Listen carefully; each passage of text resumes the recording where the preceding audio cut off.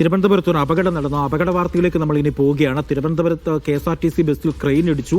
മംഗലപുരത്താണ് അപകടമുണ്ടായത്. സർവീസ് റോഡിൽ നിന്നും ഇറങ്ങി വന്ന ക്രെയിനാണ് ബസ്സിലിടിച്ചത്. ആർക്കും പരിക്കില്ല. സിജോ വി ജോണുണ്ട് വിവരങ്ങൾ നൽകാനായി. സിജോ, എപ്പോഴാണ് ഈ അപകടം സംഭവിച്ചത്? ആർക്കും പരിക്ക് ഇല്ലല്ലോ അല്ലേ?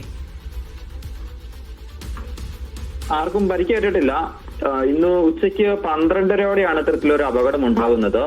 മംഗലപുരം കൊയ്ത്തൂർ കോണത്ത് വെച്ചാണ് KSRTC ബസ്സിലേക്ക് ക്രെയിൻ ഇടിച്ചു കയറുന്ന സംഭവം ഉണ്ടായത്.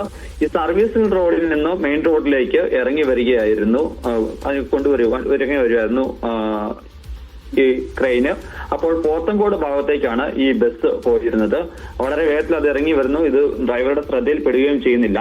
അത് മാത്രമല്ല, ഇത്തരത്തിൽ ക്രെയിൻ ഇറങ്ങി വരുന്ന സമയത്ത് അത് മറ്റു വാഹനങ്ങൾ കടന്നു പോകുന്നുണ്ടെന്നുള്ളത് മനസ്സിലാക്കി അതിലുള്ള വാഹനത്തിലുണ്ടായിരുന്ന മറ്റുള്ള ആളുകൾ അത് ഇറങ്ങി വരികയോ അത് നിയന്ത്രിക്കുകയോ ചെയ്തിരുന്നില്ല എന്നുള്ളതാണ് ഏറ്റവും പ്രധാനപ്പെട്ട കാര്യം.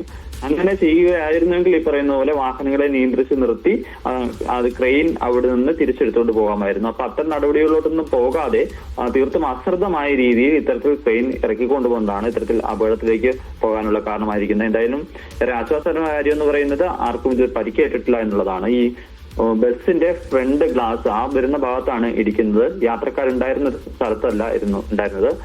പക്ഷേ സർവീസ് മുടങ്ങുന്ന ഒരു സാഹചര്യം ഉണ്ടാകുകയും ചെയ്തിട്ടുണ്ട്.